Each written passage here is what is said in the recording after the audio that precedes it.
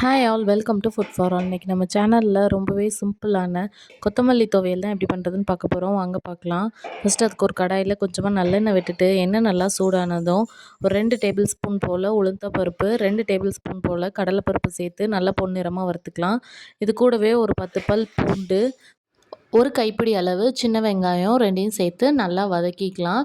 நீங்கள் இதுக்கு பெரிய வெங்காயம் கூட யூஸ் பண்ணிக்கலாம். வெங்காயம் நல்லா வதங்கினதுக்கப்புறமா நான் இன்றைக்கி காரத்துக்கு ஒரு 2 பச்சை மிளகாவும் 2 காஞ்ச மிளகாவும் ஆட் பண்ணியிருக்கேன். நீங்கள் வந்துட்டு காரம் கம்மியாக வேணும்னா நீங்கள் அதை குறைச்சி ஆட் பண்ணிக்கலாம். இது கூடவே ஒரு பவுல் ஃபுல்லாக நான் கருவேப்பிலை ஆட் பண்ணியிருக்கேன். எந்த சட்னி அரைக்கும் போதுமே கருவேப்பிலை கொஞ்சம் எக்ஸ்ட்ரா ஆட் பண்ணிங்கன்னா டேஸ்ட்டும் நல்லாயிருக்கும், ஹெல்த்தியும் கூட. இது கூடவே ஒரு 2 தக்காளியை நல்லா பொடிசாக வெட் பண்ணி அதையும் ஆட் பண்ணி நல்லா வதக்கிக்கலாம்.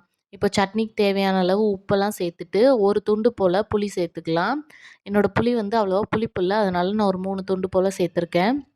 இது கூடவே நான் கொத்தமல்லி இலைய ஒரு 5 நிமிஷம் தண்ணியில் ஊற வச்சு எடுத்திருக்கேன். அதில் உள்ள மண்ணெல்லாம் போகிறதுக்காண்டி. அதையும் இது கூட ஆட் பண்ணிவிட்டு நல்லா வதக்கிக்கலாம். இது எல்லாத்தையும் வதக்கிட்டு கொத்தமல்லி இலை நல்லா வெந்ததுக்கு அப்புறமா அடுப்பை ஆஃப் பண்ணிவிட்டு ஒரு மிக்ஸி ஜாரில் மாற்றிட்டு தண்ணி விடாமல் அரைச்சிங்கன்னா துவையல் ரெடி ஆயிரும். கொஞ்சம் தண்ணி சேர்த்துட்டு தாளிச்சிட்டிங்கன்னா சட்னி ரெடி ஆயிரும்.